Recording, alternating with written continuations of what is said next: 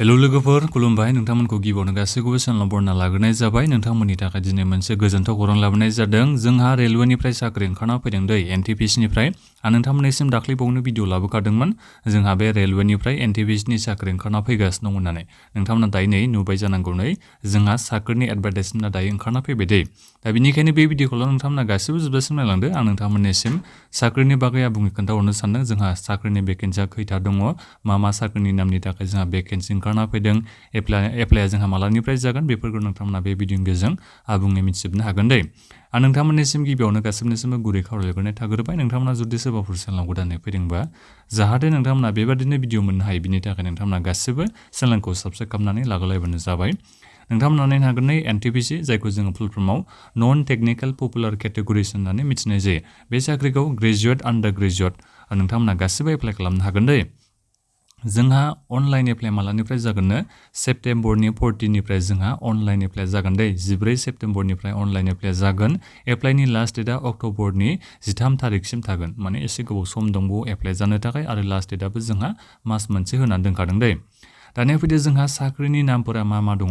नोंथांमोना नायनो हागोन जोंहा फार्स्ट साख्रिनि नामा दङ बेहाय चिफ कमार्शियेल काम टिकेट सुपारभाइजार दा बिनि थाखाय जोंहा भेकेन्सि ओंखारना फैदों नोंथांमोननि थाखाय बे साख्रिनि भेकेन्सिया गासै बेसेबां दङनो 1736 दा बे चिफ कमार्शियेल काम टिकेट सुपारभाइजारनि थाखाय भेकेन्सि दङ सेलारिया जोंहा बेसिक सेलारिया 35,400 निफ्राय जागायजेनगोन दै बे जाहैबाय जोंहा इनिशियेल पे दै दानिया फैदो जोंहा स्टेशन मास्टार दा बे स्टेशन मास्टारनि थाखायबो जोंहा भेकेन्सि गासै 994 दा भेकेन्सि ओंखारना फैदों दै सेलारियाबो एखेयानो दानिया फैदो जोंहा गुड्स ट्रेन्स मेनेजार बिनि थाखायबो जोंहा भेकेन्सि ओंखारना फैदों गासै साख्रिनि भेकेन्सिया 3144 दा जोंहा साख्रिनि भेकेन्सि दङ नेक्स्टआव दङ जोंहा जुनियर एकाउन्ट एसिस्ट काम टाइपिस्ट बिनि थाखायबो जोंहा भेकेन्सि ओंखारना फैदों गासै भेकेन्सिया 1507 जोंहा भेकेन्सि दङ सिनियर क्लार्क काम टाइपिस्ट दा बिनि थाखायबो जोंहा भेकेन्सि ओंखारना फैदों गासै जोंहा 732 दा दङ दा जोंहा बे जाहैबाय ग्रेजुवेट पस्ट दै माने जायफोर नोंथांमोना ग्रेजुवेसन पास जानाय नोंथांमोना बे भेकेन्सिफोरखौ एप्लाइ खालामनो हागोन ग्रेजुवेसन पासनि थाखाय नोंथांमोननि भेकेन्सिया गासै बेसेबां दं 8113 दा जोंहा भेकेन्सि दङ दै जायफोर नोंथांमोना ग्रेजुवेट पास जाबायबा नोंथांमोना बेफोर साख्रिनि थाखाय एप्लाइ खालामनो हागोन भेकेन्सिखौ नोंथांमोना मिथिखाबाय 8113 दा दङ दानिया फैदो जायफोर नोंथांमोना हायार सेकेन्डारि पास जाबाय दा नोंथांमोननि थाखायबो जोंहा भेकेन्सि ओंखारना फैदों एबा भेकेन्सिया थायो दै जोंहा बे NTPC आव नोंथांमोना नायनो हागोन जोंहा जायफोर आन्डार ग्रेजुवेसन माने जायफोर नोंथांमोना दायो हायार सेकेन्डारि पास जाबायबा दा नोंथांमोननि थाखाय जोंहा बे एप्लाइ मालानिफ्राय जागोननो फैबाय थानाय सेप्तेम्बरनि 21 थारिखनिफ्राय जागोन बिनिफ्राय एप्लाइया जोंहा फैबाय थानाय अक्ट'बरनि 20 थारिखसिम थागोन दै दानिया फैदो जोंहा बे हायार सेकेन्डारि जायफोर पास जानाय नोंथांमोननि थाखायलाय मा भेकेन्सि दङ साख्रिनि नामफोरा मा दङ बेखौ नोंथांमोना दायो नायलांदो कमार्शियेल काम टिकेट क्लार्क दा जोंहा बे भेकेन्सि फैदों दा बिनि थाखाय बेसिक सेलारिया जोंहा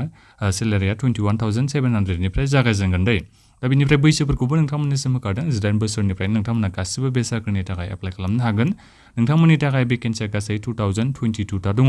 बिनिफ्राय नेक्स्ट साख्रिनि भेकेन्सि नाम्बार दङ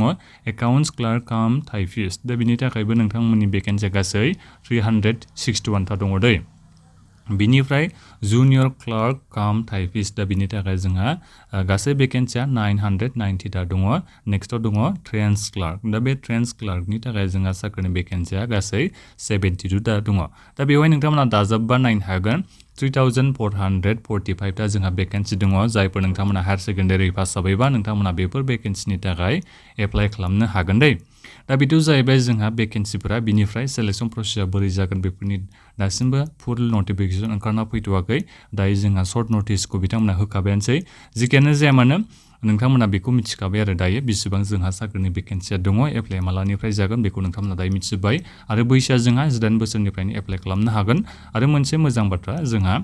एजनि रिलेक्सेसन होनाय दंखायो SC ST नि थाखाय नोंथांमोनाथ' मिथिखागौ जोंहा 5 इयार्सनि उपार एजनि रिलेक्सेसन होनाय थायो SC ST फोरनि थाखाय दै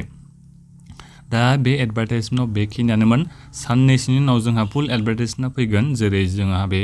फुल एडभार्टाइजमेन्टआवसो जोङो मिथिनो हागोन सेलेक्सन प्रसेसआ बोरै जागोन बेफोरखौ जोङो मिथिनो हागोन दै रिटेन एग्जामाथ' जाखायो बेखौथ' नोंथांमोना मिथिना लाबानो जाबाय दे दा बेखिनियानोमोन बे भिडिअखौ नोंथांमोना शेयार खालामबानो जाबाय आरो नेनानै थाखादो नोंथांमोना एप्लाइखौ खालामनो हाखासिगोनखा बारा गोबाव समथ' गैखालानोसै 14 सेप्तेम्बरनिफ्रायनो जोंहा अनलाइन एप्लाइ जागोन आरो दानिफ्रायनो नोंथांमोना फरायनायखौ स्टार्ट खालामबानो जाबाय दा बेखिनियानोमोन माबाफोर नोंथांमोना सोंनांगौ दङबा भिडिअखौ बक्सआव कमेन्ट खालामबानो जाबाय गोजोन्थों